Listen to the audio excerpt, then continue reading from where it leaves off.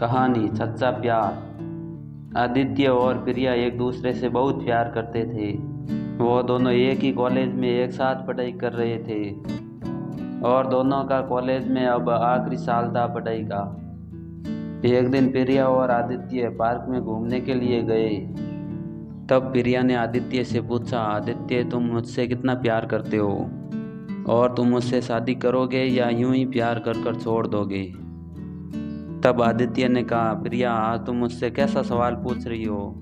तब प्रिया ने कहा, आदित्य ये सवाल मैं तेरे से इसलिए पूछ रही हूँ क्योंकि मैं तेरे से बहुत प्यार करती हूँ और मैं तुम्हें मन ही मन अपना सब कुछ मान चुकी हूँ और तुमने मुझे कभी छोड़ भी दिया तो मैं तुम्हें कभी भुला नहीं पाऊंगी। यह कहते ही प्रिया की आंखों में आंसू आ गए। प्रिया को इस तरह रोता देख आदित्य ने सबसे पहले उसके आंसू पूंछे और फिर प्रिया को अपनी बाहों में ले लिया और फिर उसने कहा, अरे पगली, मैंने तुम्हें छोड़ने के लिए प्यार थोड़ी किया है।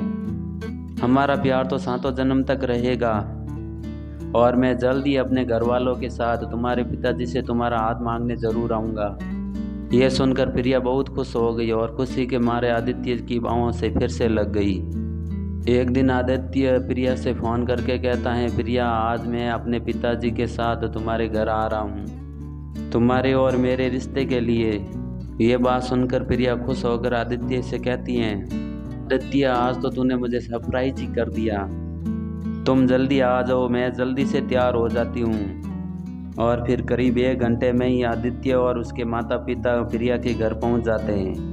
लेकिन जब आदित्य प्रिया के घर पहुंचता है तो वो क्या देखता है कि प्रिया का घर तो बहुत बड़ा था। वो मन ही मन यह सोचता है कि प्रिया के पिताजी तो बहुत ही अमीर हैं, लेकिन हमारा परिवार तो इनके आगे कुछ भी नहीं।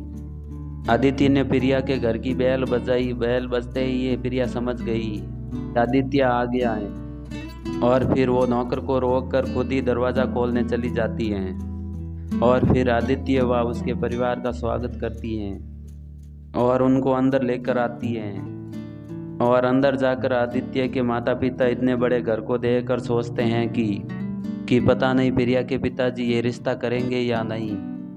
तभी अचानक प्रिया के पिताजी आ जाते हैं और वो सबके लिए नाश्ता पानी मंगवाते हैं। तभी आदित्य के पिताजी ने प्रिया के पिताजी से आदित्य के लिए प्रिया का हाथ मांग लिया। तो प्रिया के पिताजी ने आदित्य से बोला, बेटा तुम क्या काम करते हो।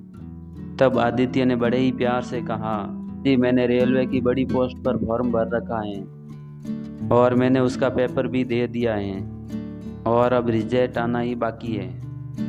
तभी प्रिया के पिताजी ने पूछा, उस रेलवे की पोस्ट पर तुम्हारी सैलरी कितनी होगी। तब आदित्य ने कहा, अंकल जी यहीं कोई 30,000 के आसपास होगी। यह सुनते ही प्रिया के पिताजी ने आदित्य से बहुत ही गुस्से से कहा, तुम्हें पता है कि 30,000 तो मेरी बेटी 10 दिन में खर्च कर देती है और तुम्हें शायद यह भी नहीं पता होगा कि मेरी बेटी हर हफ्ते 8 से 10,000 रुपये तो बाहर शॉपिंग कर कर खर्च करती हैं। यह सुनते ही आदित्य के पिताजी ने गुस्से से प्रिया के पिताजी से यह बोल दिया कि आपको शायद धन दौलत पर बहुत ही ज़्यादा घमंड है, रखिए अपनी दौलत और अपने पास और अपने बेटी की शादी किसी करोड़पति से करवाना। तभी वो अपने बेटे आदित्य का हाथ पकड़ कर कहते हैं, चलो बेटा यहाँ से, हम तेरा रिश्ता कहीं और करवा देंगे। तब आदित्य प्रिया के पिताजी के आगे हाथ जोड़कर कहता है, अंकल जी मैं आपकी बेटी से बहुत प्यार करता हूँ और प्रिया भी मेरे से बहुत प्यार करती हैं। प्लीज़ अंकल जी आप इस रिश्ते के लिए मान जाइए और मैं आपसे वादा करता हूँ कि आपकी बेटी को मैं ज़रा सा भी दुख नहीं दूंगा। यह सुनते ही प्रिया की आंखों में भी आंसू आ जाते हैं और वो भी अपने पिताजी से कहती हैं, पिताजी मैं भी आदित्य से बहुत प्यार करती हूँ और मैं उसके अलावा कभी भी किसी और से शादी नहीं कर पाऊंगी। बेटी की यह बात सुनकर उसके पिताजी ने उसको एक थप्पड़ मार दिया। तभी प्रिया रोती हुई अपने कमरे में चली गई। तभी प्रिया के पिताजी ने नौकर से कहा, इनको बाहर निकाल दो। यह सुनते ही आदित्य और उसके माता पिता वहाँ से निराश होकर चले जाते हैं और बहुत जल्द ही प्रिया के पिताजी ने प्रिया की एक बड़े घर में शादी तय कर ली और उन्होंने प्रिया से ज़बरदस्ती ही 1 महीने में उनकी सगाई करवा दी। इधर आदित्य की भी रेलवे में नौकरी लग चुकी थी तभी एक दिन प्रिया ने आदित्य को फ़ोन लगाकर कहा, आदित्य तुम कहाँ चले गए? मैंने तुम्हें कितनी बार कॉल किया लेकिन तुम्हारा नंबर बंद बता रहा था। और मैंने अपनी सहेली को तुम्हारे घर कितनी बार भेजा था लेकिन तुम्हारे घर पर तो ताला लगा हुआ था।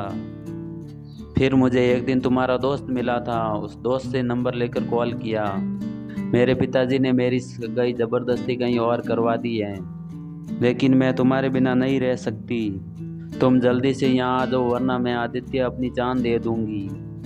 तभी आदित्य ने कहा, प्रिया मैं भी तुमसे बहुत प्यार करता हूँ, लेकिन प्लीज़ तुम ऐसा कोई भी कदम मत उठाना जिसकी वजह से तुम्हारे घर वालों को शर्मिंदा होना पड़े। लेकिन प्रिया हमारा प्यार सच्चा होगा तो हमें मिलने से कोई भी नहीं रोक पाएगा। लेकिन प्रिया हमने घर से भागकर शादी कर भी ली तो तुम्हें तो पता ही है, जीवन में आने वाले समय पर हमारे बच्चे भी ऐसा ही करेंगे और फिर हमें भी बहुत शर्मिंदा होना पड़ेगा। इसलिए प्रिया हमें अपने प्यार पर पूरा भरोसा रखना चाहिए और उस भगवान पर भी जिसने हमारे प्यार को सच्चा बनाया। तुम वैसा ही करो जैसा तुम्हारे घर वाले तुमसे कह रहे हैं। बात कहते हुए आदित्य की आंखों में आंसू आ रहे थे, लेकिन उसने अपना सारा दर्द छुपाते हुए प्रिया को गलत कदम उठाने से रोका। अब प्रिया ने रोते हुए आदित्य से यह कहा कि मैं तुम्हारे कहने से अपने परिवार की बात मानकर यह शादी कर लूँगी, मगर तुम यह बात ज़रूर याद रखना कि शादी करके भी किसी और के पास मेरा शरीर जाएगा, मगर मेरी आत्मा हमेशा तुमसे ही प्यार करती रहेगी। यह कहते हुए प्रिया रोती हुई अपना फ़ोन काट देती है। इधर आदित्य भी बहुत रोता हुआ ज़मीन पर बैठ जाता है। तो प्रिया का शादी का दिन भी आ गया था और अब तो उसके चौखट पर बारात भी आ गई थी। तभी अचानक जैसे ही प्रिया दुल्हन के जोड़े में सीढ़ियों से नीचे उतर रही थी, वैसे ही उसे बड़ी तेजी से चक्कर आ गया और वो चक्कर खाकर सीढ़ियों से नीचे की तरफ गिरती हुई चली गई और नीचे गिरकर बेहोश हो गई। और प्रिया के सर और पैर में बहुत चोट लग गई थी और शायद उसके पैर की हड्डी भी टूट गई थी। तभी प्रिया के पिताजी ने फटाफट एक एम्बुलेंस बुलवाई और जल्दी से उसे हॉस्पिटल लेकर चले गए। और तभी आदित्य के दोस्त ने आदित्य को भी फ़ोन कर हॉस्पिटल बुलवा दिया। आदित्य को हॉस्पिटल में देखकर प्रिया के पिताजी उस पर बहुत गुस्सा होते हैं, मगर वहाँ पर सब उनके सभी रिश्तेदार होने की वजह से वो उनको कुछ भी नहीं कह पाते हैं। तभी डॉक्टर प्रिया का इलाज कर बाहर आता है।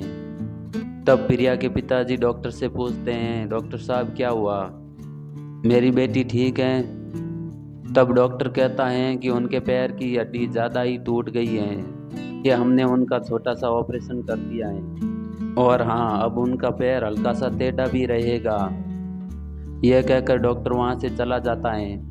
प्रिया के पैर के बारे में सुनकर प्रिया के होने वाले ससुर ने उसी वक्त प्रिया से अपने बेटे की शादी करने के लिए बिल्कुल ही मना कर दिया। अभी प्रिया के पिताजी उनके आगे हाथ जोड़कर कहते हैं कि समधी जी आप इस शादी के लिए कैसे मना कर सकते हैं, सारी तैयारियां हो चुकी हैं और आप ऐन वक्त पर इस शादी के लिए मना कर रहे हो। समधी जी आप हमारी इज्जत को समझिए, शादी के लिए मना मत कीजिए और आप चाहो तो मेरे से 10-15 लाख रुपए और ले लो, मगर मेरी बेटी को अपना लीजिए और मैं कुछ भी करके अपनी प्रिया का पैर ठीक करवा दूंगा। और तभी दूल्हे का बाप प्रिया के पिताजी का हाथ अपने कंधे से हटाते हुए गुस्से से कहता है कि तुम्हारी औकात ही क्या है मेरे सामने, तुम क्या मेरे बेटे को 10-15 लाख रुपए में खरीदना चाहते हो? तुम्हें पता है 10-15 लाख रुपए तो मेरा बेटा यूं ही खर्चा कर देता है और मैं तुम्हारी बेटी की शादी मेरे बेटे के साथ इसलिए करवा रहा था कि तुम्हारी बेटी बहुत सुंदर थी और अब तो उसका पैर ही टूट गया और हमारे यहाँ पर इसको अब शगुन कहते हैं। इसलिए मैं अभी के अभी तुम्हारी बेटी के साथ मेरे बेटे का रिश्ता तोड़ता हूँ। यह कहकर वो अपने बेटे और पूरी बारात को लेकर वापस चला जाता है और इस बात से दुखी होकर प्रिया के पिताजी हॉस्पिटल में ही रोने लगते हैं। उन्हें सारी बात याद आ जाती है कि उन्होंने आदित्य के पिताजी से कही थी और उनकी बहुत बेइज्जती भी की थी। ठीक उसी तरह आज उनकी भी बेइज्जती हो गई थी, सभी धरा का धरा रह गया और यह सब बात सोचकर प्रिया के पिताजी बहुत दुखी हो रहे थे। कि तभी अंदर से नर्स प्रिया को व्हीलचेयर पर बाहर लेकर आती हैं और प्रिया भी बहुत ही रोने लगी। और तभी प्रिया के पिताजी भी रोते हुए कहने लगे, बेटी अभी अभी तुम्हारे होने वाले ससुर जी ने ये रिश्ता तोड़ दिया और वो दूल्हा और बारात को भी वापस ले गए। तभी प्रिया अपने पिताजी का हौसला बढ़ाते हुए कहती है कि पिताजी जो होता है अच्छे के लिए ही होता है और आपके बेटी का दूल्हा और बारात आपके बिल्कुल सामने खड़ी है। तभी प्रिया के पिताजी देखते हैं कि सामने आदित्य और आदित्य के पिताजी और आदित्य के सभी दोस्त सामने हाथ जोड़कर खड़े थे। तभी प्रिया कहती हैं कि पिताजी अब फैसला आपके हाथों में है कि आपको आपके धन दौलत और बराबरी वाला लड़का चाहिए या आपकी इज्जत करने वाला और मुझसे सच्चा प्यार करने वाला। सुनते ही प्रिया के पिताजी आदित्य के पिताजी के पास जाकर हाथ जोड़कर माफ़ी मांगते हैं और कहते हैं कि उस दिन मैंने आपकी बहुत ज़्यादा बेइज्जती करी थी, उसके लिए मैं आपसे माफ़ी मांगता हूँ, कृपया आप मुझे माफ़ कर दीजिए। उस समय मैं अपने धन दौलत के चक्कर में अंधा हो चुका था। तभी आदित्य के पिताजी कहते हैं, आप ये माफ़ी वाफ़ी छोड़िए और आप आदित्य और प्रिया की शादी की तैयारी कीजिए। तब सभी लोग शादी में पहुंच जाते हैं और प्रिया के पिताजी भी बहुत खुश हो जाते हैं। लेकिन प्रिया के पैर में तो चोट लगी हुई थी, वो फेरे कैसे हो पाते।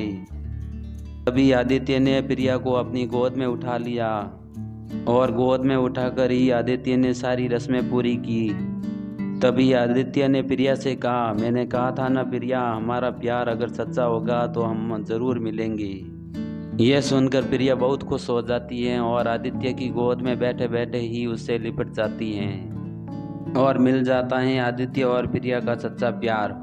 तो दोस्तों, इस कहानी में प्रिया के पिताजी को भी सबक मिल गया और आदित्य और प्रिया को भी अपना प्यार मिल गया। अगर दोस्तों आपको ये कहानी पसंद आई हो तो हमारे चैनल को सब्सक्राइब करें और वीडियो को लाइक करें।